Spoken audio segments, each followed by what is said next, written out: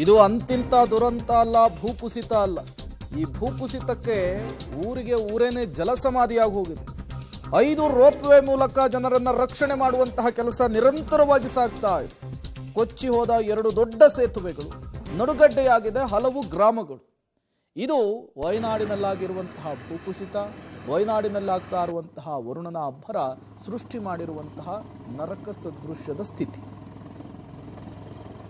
ವಯನಾಡಿನ ಚೋರಲ್ಮಲ ಗ್ರಾಮದಲ್ಲಿ ಸಂಭವಿಸಿದಂತಹ ಭಾರೀ ದುರಂತದ ಪರಿಣಾಮ ಇವಾಗ ಸಂಪೂರ್ಣವಾಗಿ ಇಡೀ ಗ್ರಾಮದಲ್ಲಿ ಈಗ ಬರೀ ಆಂಬ್ಯುಲೆನ್ಸ್ಗಳೇ ತುಂಬಿರುವಂಥದ್ದು. ಯಾಕಂದರೆ ರಕ್ಷಣಾ ಕಾರ್ಯಾಚರಣೆಯು ಕೂಡ ಬಹಳ ಬಿರುಸಾಗಿ ನಡೀತಾ ಇದೆ. ಹೀಗಾಗಿ ಇಡೀ ಗ್ರಾಮದಲ್ಲಿ ಹೆಚ್ಚು ಕಡಿಮೆ 100ಕ್ಕೂ ಅಧಿಕ ಆಂಬ್ಯುಲೆನ್ಸ್ಗಳನ್ನು ನಿಲ್ಲಿಸಿಕೊಳ್ಳಲಾಗಿದೆ. ಒಬ್ಬೊಬ್ಬರ ರಕ್ಷಣೆ ಆಗ್ತಾ ಇದ್ದಂತೆ ಅವರನ್ನು ಆಂಬ್ಯುಲೆನ್ಸ್ನಲ್ಲಿ ವಯನಾಡಿಗೆ ಶಿಫ್ಟ್ ಮಾಡುವಂಥ ಕೆಲಸವನ್ನು ಕೂಡ ಮಾಡಲಾಗ್ತಾ ಇದೆ.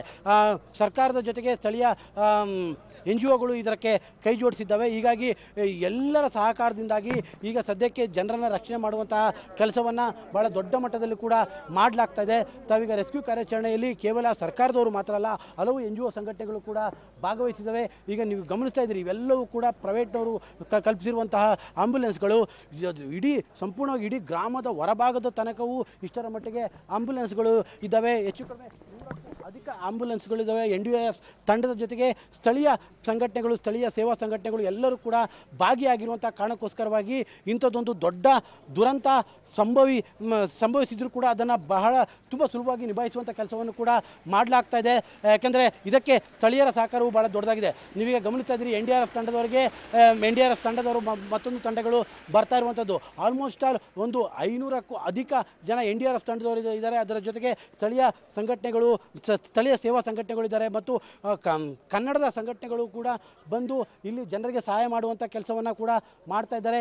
ನೀವೀಗ ಎಲ್ಲಿಂದ ಎಲ್ಲಿಗೆ ಕಣ್ಣಾಯಿಸ್ತಾ ಇದ್ರು ಕೂಡ ಬರೀ ಆಂಬ್ಯುಲೆನ್ಸ್ಗಳೇ ನಿಂತಿರುವಂಥದ್ದು. ಯಾಕೆಂದರೆ ಜನರನ್ನು ಒಂದು ಭಾಗದಲ್ಲಿ ರಕ್ಷಣೆ ಮಾಡುವಂಥದ್ದು, ಮತ್ತೊಂದು ಭಾಗದಲ್ಲಿ ಅವ್ರನ್ನ ಬಹಳ ಬೇಗ ಸುರಕ್ಷಿತವಾದಂಥ ಸ್ಥಳಕ್ಕೆ ಶಿಫ್ಟ್ ಮಾಡುವಂಥ ಒಂದು ಕೆಲಸ ಆದರೆ, ಜನರನ್ನು ರಕ್ಷಣೆ ಮಾಡುವಂಥ ಜನರನ್ನು ವಯನಾಡಿನ ಆಸ್ಪತ್ರೆಗೆ ಕರ್ಕೊಂಡೋಗಿ ದಾಖಲಿಸುವಂತಹ ಕೆಲಸವನ್ನು ಕೂಡ ಬಹಳ ಅಚ್ಚುಕಟ್ಟಾಗಿ ಈ ಭಾಗದ ಸರ್ಕಾರಗಳು ಮಾಡ್ತಾ ಇದ್ದಾವೆ. ಅದಕ್ಕೆ ಸ್ಥಳೀಯವಾಗಿ ಅನೇಕ ಸಂಘಟನೆಗಳು ಕೂಡ ಕೈ ಜೋಡಿಸಿದ್ದಾರೆ.